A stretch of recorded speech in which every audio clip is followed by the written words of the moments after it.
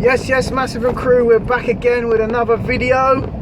Once again, the old Monday night vlog, which you probably won't see till Wednesday by the time I've edited it.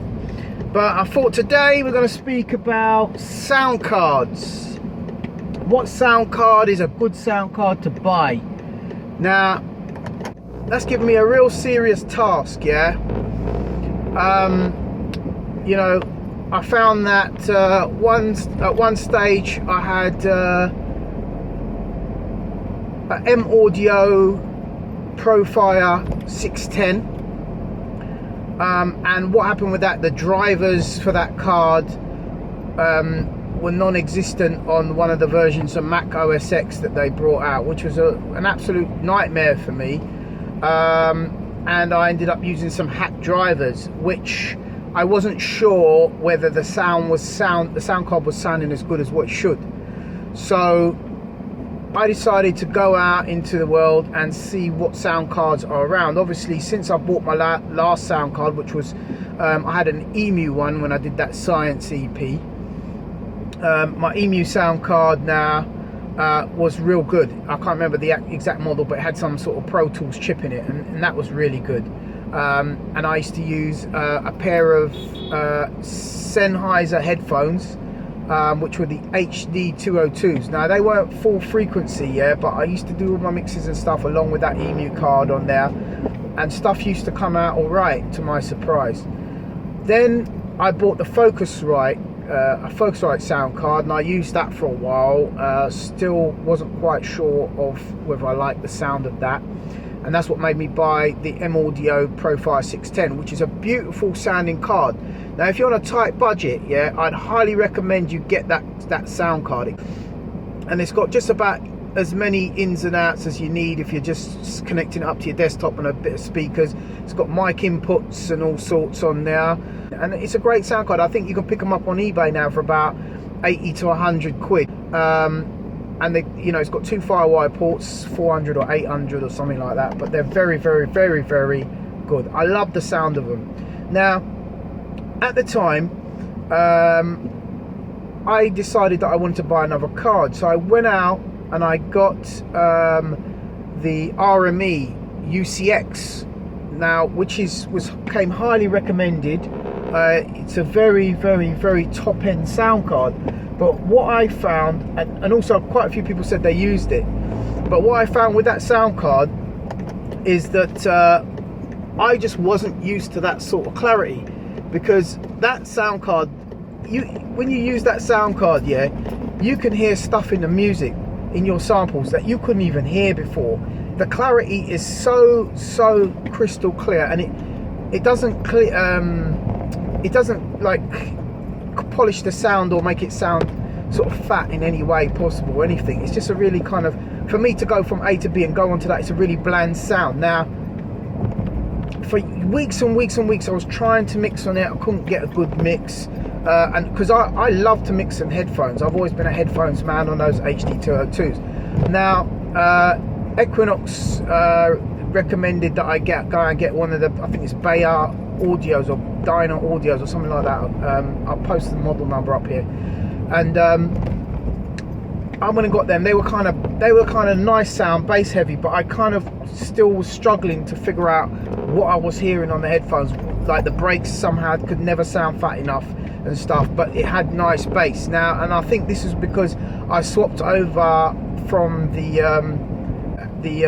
M Audio sound card. So anyway, got that sound card, tried a few mixes on it, couldn't seem to get used to it for quite a while, just was really struggling. Then I decided to get a set of monitors. So I went out, bought the KRK Rocket 8s. Now, they sound tremendous, and to my surprise, with that in combination with the RME sound card, gives you a really nice sound. I've also tested the Mark of the Unicorn one, which is the Ultralight, I think it's called, which is quite a nice sound card. It's got quite really bright sort of sounding sound card in comparison with the two.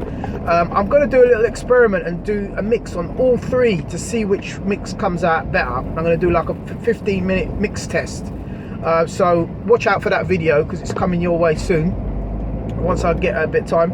And yeah, so I got that sound card, got the Rocket 8s, and to my surprise, things were starting to sort of take shape and sound a lot better. But having said that, on the headphones, you can't beat, for me, the M Audio. Now, what I've learned from experimenting in a very expensive lesson from buying all these sound cards and like messing around on them, is that the most important thing that you can do, yeah, before buying a new sound card is study frequency, right? Sound frequency. Work out what frequencies go where in the mix, what frequency bass is at. Like, for example, a kick drum is at 100k, mud frequency is at 300 hertz. So if your mix is sounding muddy, you might want to cut back on the 300. And you know, your bass is from around 50 hertz down to possibly 30, maybe even 20 if you're talking subsonic. But the human ear can only hear from 20 hertz up to 20 kilohertz. So you've got to kind of bear that in mind. As long as your sound card's got 2020 and you mess about with frequencies, you should be able to get a good mix no matter what sound card. Your sound card is not going to save your mix. It's your setup and also knowledge of frequency. Knowledge of frequency that's going to improve your mix. So I suggest getting on that. Studying, you know, that I've actually got a PDF on my mailing list that you can download. If you join today, I'll put the link in the description down below. It's all about frequency on there. Next thing as well, once you've got the sound card that you like, you know, maybe one of the ones I recommended or the one that you've already got, before you upgrade, I would suggest studying the information that comes with your sound card, just to see what the frequency response is, and then basically try and mix out with the frequencies. The next thing you do before you do that, is treat your room. I can't say this enough, the acoustics in your room. And when I say acoustics, I don't mean soundproofing, yeah? There's a difference between acoustic treatment and soundproofing. You know, like where people get egg boxes and they stick it on the wall. Well, that doesn't make it soundproof. That makes it acoustically treated. Now, on eBay, again, I could give you a link for that. There's a guy on eBay that sells this foam stuff, and you stick it on the wall, right? And if you go onto YouTube and you look up this guy called Studio Rescue, you will see how he goes around to people's places that are struggling to get a good sounding room for their mix. Because what you want to do is you want to have an accurate sound in your room. What you hear is what you should actually get. So when you mix your tune down and stuff, you want your tune to sound in a club the same as what it sounds in your room.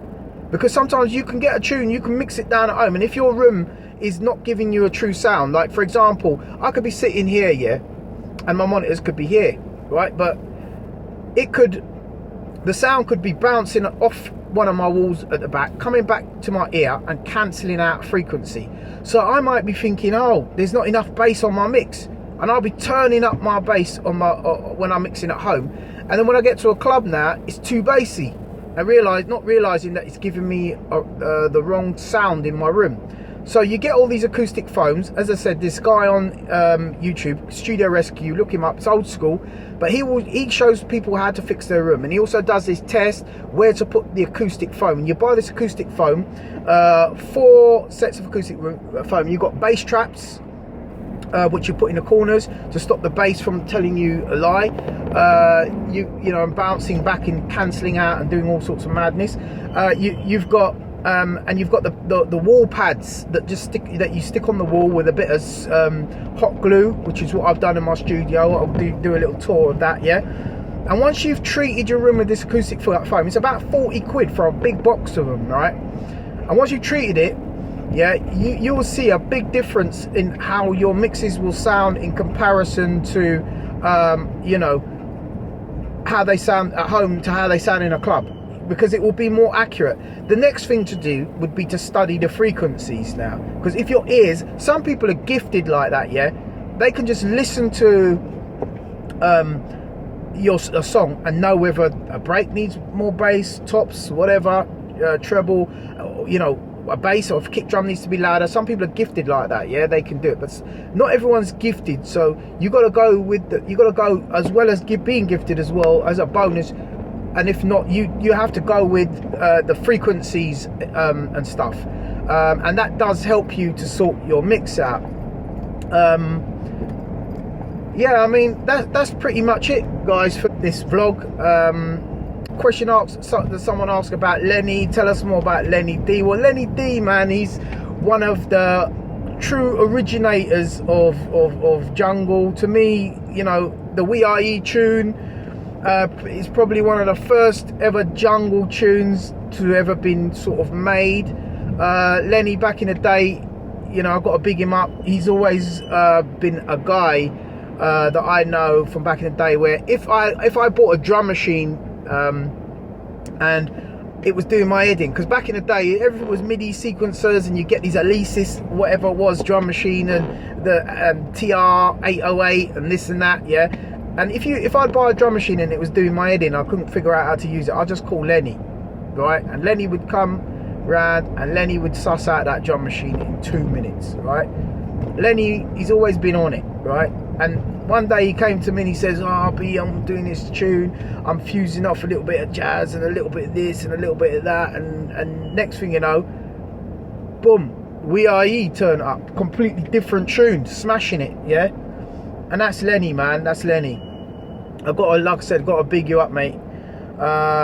You know, one day we'll get him. I tried to ring him today, couldn't get hold of him, but I'm hoping to start bringing in a little Skype episode where our call man's up on the Skype, even if it's on the phone, and we do a little talk to talk. You know, give us a little thumbs up and mention in the video, in the comments down below if you want to hear that. Yeah, peeps, I think that's it now. I'm going to lock it down. It's 12 minutes into the video, Monday night vlog. Give me the thumbs up if you like this video, yeah, because, you know, it feels funny talking to myself driving along, but it's only you people give me the love that's made me just carry on with this one, yeah. So enough respect to all the massive out there. Peace.